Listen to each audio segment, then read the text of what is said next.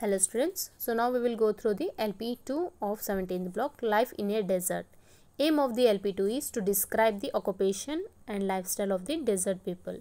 In LP1 we have discussed about the climate of the desert.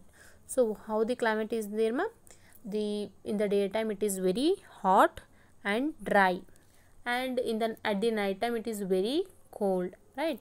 So today we will read how the people they will live, right? What type of lifestyle they are having and what work they will do. These all things we will discuss. So before we start, take out your content book, volume 3, pencil, eraser and sharpener. In volume 3 you have to open page number 6, right? Here a small paragraph has been given. So let's read that story. Sanika lives with her parents in the desert of Saudi Arabia. She belongs to Bedouin tribe. So Bedouin means, students, the group of people who are living in the desert area, they are called Bedouin. Her father keeps sheep, goats and camels and earn his living by selling milk, meat and using the camels for transport.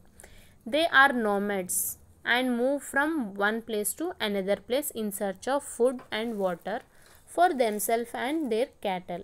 They travel long distance in their caravans with the other Bedouin. Traveling is very difficult and also slow because they usually walk or ride on camels. They carry their tents, which are made of camel skin, along with them.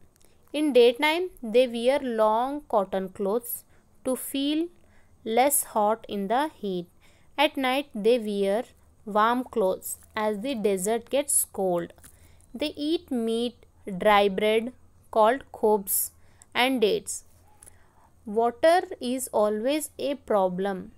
If they are lucky, they find an oasis, a little patch of green land with water from an underground spring. Sanika's mother fills up their camel skin bags with water. Sanika's father heard that many Arabs like him had moved to the city to look for jobs in oil companies. Sanika is excited. If they can go to the city, she will be able to go to the school. So this is the story of Sanika's, right? One of the girl, and how they are living. They are called Bedouins because Bedouin means a group of tribe, means a group of people who are living in the desert. They are called Bedouins. And nomads means they will not settle in one place. They will move from one place to another place. They are called nomads. So based on this story, you have to, oasis means, don't get confused student, a small land of in the desert, somewhere they can find the water, right? From the underground springs, some of the water we can see in the oasis, right? So that we can say and Greenland, some of the, due to that water, some we can see some of the trees also around that oasis, right? So if they find this oasis, they will move. If they find this oasis, they will get the water. So this is the life of a Sanikas, right? So now what you have to do, clearly they shown that what type of food they will eat. They eat the food like khobs. Khobs means, student, here you can see one of the Bedouin they are making, means it is like the bread, ma. Okay, khobs means it is a dry bread, right? And they also eat the dates, khajur we call na, dates.